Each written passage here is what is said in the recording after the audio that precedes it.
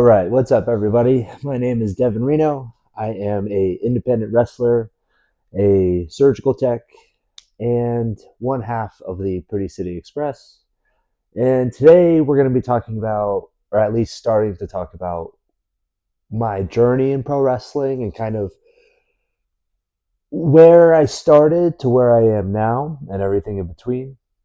I'm going to try to keep these videos shorter, but make it more of a series because I don't plan on stopping anytime soon. In fact, I want this to be the rest of my life. And however I pivot from here, who knows what the future has, but I would like wrestling to be a part of it. So this will be an ongoing series, hopefully forever. We'll see. But I did want to start by just saying thank you. The response on my first video has been uh, incredible. And actually, this just shows you how you can sell yourself short sometimes. But when I put up the video, I had goals, and I had okay. I like to start smaller on my goals, get a gauge of what's really realistic, and then once I find out what's realistic, I think, okay, now how do we push towards borderline unrealistic? So I like to get a good ground base, and then as soon as I get like familiar with the world, or okay, this is what it's really going to take, then I like to push the boundaries on what's possible and not. Um, but you guys, the support has been 10 to 15 times the amount that I was expecting. So thank you so much. I was blown away, and I hate the word like honored, but like it felt very, very cool. So thank you for that. Um, Now, pro wrestling. Uh, what kind of? I always get asked this, like, "Oh, what made you want to do that?" I don't know. I tell people now, kind of in character, kind of not. Like, I just think I was born to do this. I think a lot of people say that. I think a lot of people say like, "Oh, it's all I've wanted to do." But then when they go into the wrestling school, I'm like, "You've never even looked up how to do this. So what do you mean?" When I was younger, my first memories of wrestling, my dad got me into it, were Hulk Hogan and The Rock lead up into WrestleMania 18, where Hogan's painting NWO on um, The Rock's back and all that. The Rock was my guy. The Rock, Kurt Angle, and Chris Jericho. Those were my three dudes. And so I knew Hogan was a bad guy this whole time, just saying. Um, but it, I never had like an epiphany, like, oh, I want to do this. I can't remember one because since I was a kid, I've been wrestling stuffed animals and getting yelled at for wrestling with my sisters, which I apologize for. So if you're listening, Mercy Naya, I'm sorry. And creating storylines and drawing posters, and I've been doing all of those things. And since I was about 8, 10, 12, like those 4 years, I think that's when my mind was like, all right, I'm just gonna do this. That's when like I really started going into, okay, I have to watch everything that I can watch. I have to read everything I can read. I started researching how to be a wrestler, if not daily, weekly. Just I would read the same articles and watch the same YouTube videos over and over and over and over, and just like listen and be a sponge and be like, okay, these are the things I have to do. I played sports my entire life, so that helped develop like the mental aspect of coachability and not giving up when it gets hard and stuff like that. Especially amateur wrestling. I started to amateur wrestle when I was in 8th grade for the sole purpose of preparing myself for pro wrestling. I was scared to get hit in football, so I quit football. I didn't. I knew I had to do one of them. I had to either play football or wrestle because a lot of wrestlers did one or both. And like I said, football wasn't my thing. I was a very timid kid, kind of shy, not aggressive at all. And wrestling, I kind of all of those attributes made me a weak wrestler, but I knew I had to do it. So I just stuck my head um, to the grindstone, nose to the grindstone. I don't know, whatever, however you say that. I worked really hard in amateur wrestling, and I actually ended up loving it. I was never great, never great, but I would say I worked. Um, I was one of the harder workers in the room, no matter what level I was at. So I never went on to win anything special. Would I was the guy who would put up a really good fight.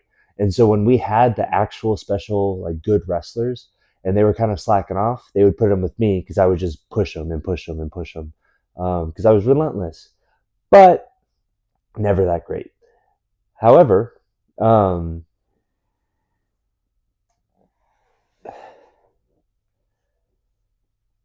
throughout high school, I had decided Storm Wrestling Academy was where I was going to go. I had researched it since I was younger. All the interviews said that you should go to Lance Storms. He's the best trainer on the planet. And that was my goal. And so when I was a freshman, I believe, 14 years old, I decided, okay, that's what I'm going to do. And I researched Booker T's Reality of Wrestling, Team 3D Academy out in Florida, and Creator Pro Wrestling in New York. And those are like my four choices. But I decided, you know what, Landstorm is 3 months. I can go to Calgary, which has all of this wrestling history, and I can kind of just give my all to be at the best. And I remember my junior year, we actually got, I don't want to say propositioned, but the school let us know that because of my grades and my work ethic, I was a candidate and I could graduate early if I wanted to, which would mean I would work, I would take extra classes throughout my junior year to basically do my senior year and my junior year all at once. Um, my mom was very supportive with that. My parents were very supportive with that. And I we made this plan to, okay, you're going to graduate early and then you're going to work and train for a year and get ready for the Storm Wrestling Academy. Awesome. And my pops actually was he said he would pay tuition so that I could go if I worked really hard, got good grades, all the things. And so I did. And I ended up getting a scholarship to NAU, Northern Arizona University. And it was at that point where I don't want to go into it too much, but my parents decided, at least my mom and my dad, my pops was always, and my mom and dad weren't not supportive of wrestling. They just recognized the opportunity, whereas I was more zeroed in on wrestling. My mom and dad were like, no, you're going to go to college because you got this opportunity and you're going to do it. And I was like, well, that wasn't the plan. So, long story short, I had this crazy falling out where I've struggled with depression my entire life, but it was extremely bad. And I thought these people were trying to take something away from me that I had worked so hard for, and they weren't. And I was 17 years old, ready to take on the world. And so it ended up not working out, and I dropped out of college after one semester. And I we pushed Landstorms back 3 months. So instead of going a week after I turned 18, I would go 3 months after I turned 18, which now is nothing, but back then it was such a long time. So I end up I had a job, I was working, and just kind of doing that thing where you're in between school and the workforce, and you're trying to figure out your life. And I knew I just had to get the Storm Wrestling Academy before my life would be saved. Um, and then I got there, and let me just say that Lance Storm is probably top three trainers of all time, right? And I learned so much, and it was such a great positive experience that I wasn't ready for. I was 18. I was coming off of this huge falling out with my parents, and I would barely talk to them. I was alone in a different country where it's very similar to America, but this is the first time I was really like on my own, and I had no car. I sold it to pay for the housing up there, and I had to take the buses and figure out, this new place I was at, and all while trying to work hard in wrestling school. And I was depressed. I am not. I am ashamed, But I'm not going to hide the fact that I didn't show up at least 3 or 4 days throughout the 12 weeks, like 3 or 4 individual days over the 12 weeks. And I had no excuse other than like I was very, very sad and down, and I couldn't sleep right, and I didn't get out of bed, and I just didn't go. And it wasn't a wasted opportunity, but looking back, I am extremely sad because that is all that I ever wanted to do. And I wish that I had the level of, um, I guess, maturity or self confidence that I do now as I did back then. But that's life, right? Like, is it wouldn't it, it's a cheat code if you knew everything that you did now and you went back to where you're 18. That's a cheat code. That's not how you go through life. So I don't regret any of it because when I did end up circling back and coming back to pro wrestling, I understood what I had lost. And I had already had it. It wasn't taken from me. I had already given up on it. And so it made me really cherish and work that much harder this time going around in pro wrestling. And I really feel like that time at Storms taught me a lot, but it also opened my eyes to, oh, you're never as smart or as mature or as good as you think you are, because I wasn't. And that was a huge wake up call for me, and I couldn't handle it at 18 years old. So I graduated Storm Wrestling Academy. I was cleared to go on shows. And then when I got to Arizona again, I didn't do anything. I quit. I told everyone that it wasn't what I thought it was, which was a lie. I was ashamed of the fact that like I just didn't find happiness in it. And I always said that wrestling would save me and wrestling would fix me, and it didn't, because the reality of how hard that the world, the wrestling world is set in. And when I realized that it wasn't going to take away a lot of stress in my life, it was actually just going to make my life a lot more stressful. I broke and I quit before even having my first match. And I always think about that. I always think like, well, if I had just done one match, would I have gotten that adrenaline that kept me around? But I'm glad I didn't, because if I was stuck in this world that can tear people apart as a young man who didn't have any idea who he was yet, then I wouldn't be where I am today, both as a wrestler and as a person. I wouldn't have developed the like gratitude and the perspective that I have now, because the years without wrestling after that were the worst of my life. And I was in a very, very, very dark place of denial and depression and anxiety. And I was just a miserable person to be around. And um, I, before I came back to wrestling, and we'll get into this in the next episode, but I remember telling myself, I'm going to give it one last shot because I've given up on everything else in life. And if this doesn't work, then I can just give up on life itself.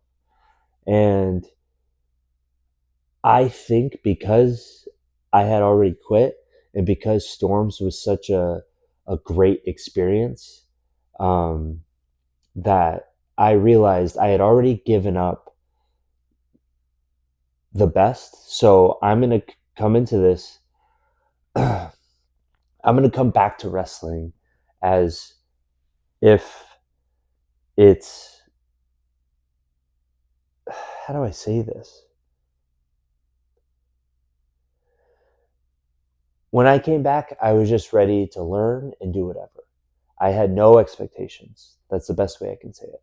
I had zero expectations because I went into Storms with all the expectations in the world. I would be signed by the time I was 20. I had all this thing. I wasn't delusional because I don't like telling ambitious people they're delusional, but there's a difference between ambition and delusion. And when I was 18, I didn't have any of the skills, the people skills that was needed to do all the things I wanted. Now I feel like I do. And so I could look back and say I was a little bit delusional because I didn't, and not out of choice of like ignoring everything. I just didn't know what it took as a person to succeed. And even with the skills I have now, I'm still trying to succeed. I still wouldn't say I'm successful in wrestling.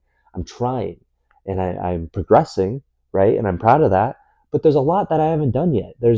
I've done 1%, like literally 1% of things in this world that can be done, maybe. Um, but without those years in between, I don't think I'm the person that I am today. I don't think I'd have the grasp on how important wrestling is, and I wouldn't have the discipline to stay with it, or just the mental toughness to be like, yeah, this sucks right now, but the worst week in wrestling is still better than the 4 years I had without it. And I know that sounds dramatic, and I know that sounds maybe pretentious, and that's also not for everyone. But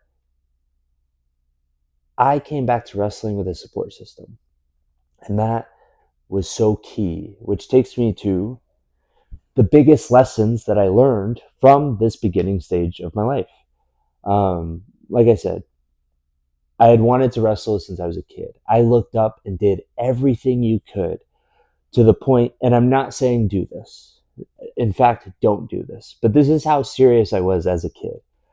I found out that in wrestling school, you have to bump. You have to take a back bump, which is falling, dispersing the impact so that you could minimize impact on your body by absorbing it through your whole body, which doesn't make a lot of sense, but it does if you wrestle. Um, and I knew that a lot of wrestlers said you build a callus to pumping. And a lot of other wrestlers, or sorry, the same wrestlers said that the first bump is the worst. So I thought as a 12-year-old, you know what? If the first bump is the worst, but you get conditioned to it over time, then I should condition my body now before wrestling school. So when I get there, I'm ahead of the curve. So I went out in the garage and I took the gymnastics mats that we had, which were just gymnastics mats, the blue ones, right? They were about that thick. I put it on the concrete in the garage and I took 100 back bumps. And how did I do that? I looked up on YouTube how to back bump. And I decided I can at least teach myself this. And I would do that. 100 was the first night, and then I stopped doing that many. But I would go out there and take bumps in the garage at least once a week for a long time.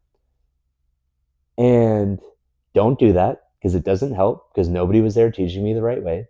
Luckily, I was young, so my body, is durable, but I could have seriously hurt myself. That's the mentality I had as a kid. So I think having that mentality is crucial for not giving up. However, you also need to have a governor on yourself to know, okay, I don't know how to do this yet. Let me find someone who can guide me. And I didn't have that skill. I didn't have the skill of, okay, who can I look for who can teach me this? Or what guidance can I seek out? What support system do I have?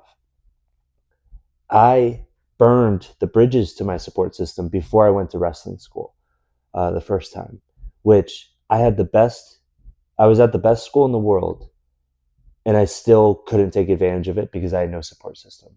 So, biggest lesson, you need your life somewhat together, and you need somewhat, whether it be one person or 12, you need a support system before getting into wrestling, because without it, you are going to break and there's nobody there to put you back together, and it's going to take a long time. The second lesson is you need self-confidence and not delusion. Self-confidence means, in my opinion, the ability to say, I don't know what I'm doing here, but I'm going to find someone who does. And I know that with coaching, I can do anything. So I'm limited right now in what I can do, but I know I can do better. I just need guidance. Delusion is, I'm going to do whatever it takes because I got this. And that's what I thought going up to Storms. I was like, cool, I'm just going to succeed because I work hard. Yeah, but also you need to listen. You need to understand and be self-aware and have a beat on what your faults are, you need to go out and find people who are better at those things than you are, and either observe what they do or ask what they do. Um, and delusion is just gonna get in your way and saying like, oh yeah, I was made for this, so I'll just figure it out. How are you going to figure it out? Being confident is, I'm going to go there, I'm not going to know anything, but I'm going to listen, I'm going to learn, and I'm going to observe those around me. And whoever seems to be succeeding in the things that I'm failing at, I'm either going to pick their brain on how they do it, or I'm going to observe how they do it and follow suit. So that's kind of the first part of my journey. I went to Storm Wrestling Academy, which I don't talk about a lot because I quit the business afterwards, right? I graduated the academy, which I'm proud of. And Storm is everything that people tout him to be. And the school was everything that people tout it to be. And also, I was a dumb kid who had burned a lot of bridges with his family and has since rebuilt all of them and has since grown stronger because of that experience. And also, I wasn't ready for it. I wasn't ready for the world of pro wrestling. So don't think that just because it's something that you really want, it's going to save you, because it's probably not. It's going to make your life harder. And if you're not ready for that, it's going to break you. So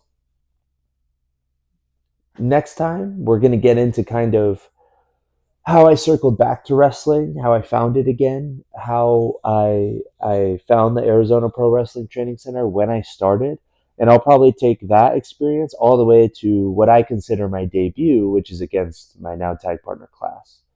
I hope you guys enjoyed this. I hope you guys like this series. If anything, it's just to say like, here's my story. And if it helps anyone who maybe went through or can relate to something that I went through, then mission accomplished. Thank you.